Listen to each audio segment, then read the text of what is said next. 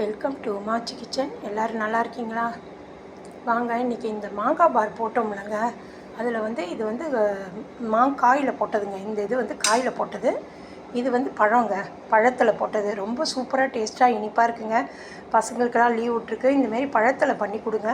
சூப்பராக வந்திருக்கு. அதாவது கொஞ்சம் ரொம்ப குழவு இல்லாமல், ரொம்ப கனிஞ்சு இல்லாமல், கொஞ்சம் காயாக இருக்கும் பாருங்கள். அந்தமாரி ரொம்ப பழுக்காத பழமாக இருந்தால் சூப்பராக இருக்கும். கொஞ்சம் புளிப்பு இருக்கும். புளிப்பு இனிப்புமா சூப்பராக இருக்குங்க. டேஸ்ட்டு நல்லாயிருக்கு. இது வெறும் புளிப்பு தாங்க இருக்குது.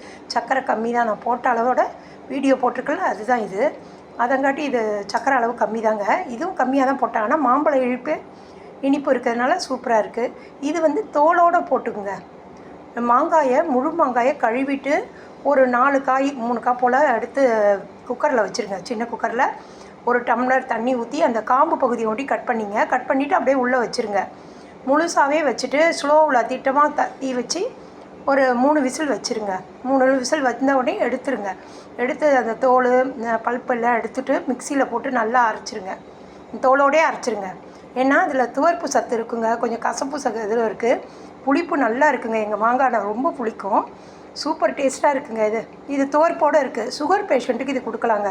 அரை இனிப்பு போட்டுக்கிட்டு இதுமாரி பண்ணி கொடுங்க. இது வந்து ரொம்ப நல்லதுங்க, துவர்ப்பு இருக்கிறதுனால.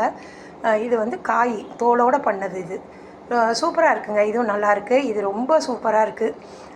இது வந்து கொஞ்சம் புளிப்பாக இருக்குங்க. புளிப்பு கொஞ்சம் காரத்தோடு நல்லா இருக்குது. புளிப்பு தான் ஜாஸ்தி, இதில் இனிப்பு கம்மி தான். நல்லா இருக்குங்க. இதுவும் இனிப்பு கம்மி தான். சக்கரை அளவு கம்மியாக தான் போட்டிருக்கேன். நல்லாயிருக்கு. இந்தமாரி தோலோடு செஞ்சு சாப்பிடுங்க. சுகர் பேஷண்ட்டுக்கு ரொம்ப நல்லதுங்க அது. இந்தமாரி பண்ணி பாருங்கள். தேங்க்யூ.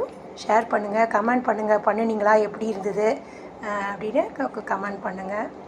தேங்க்யூ.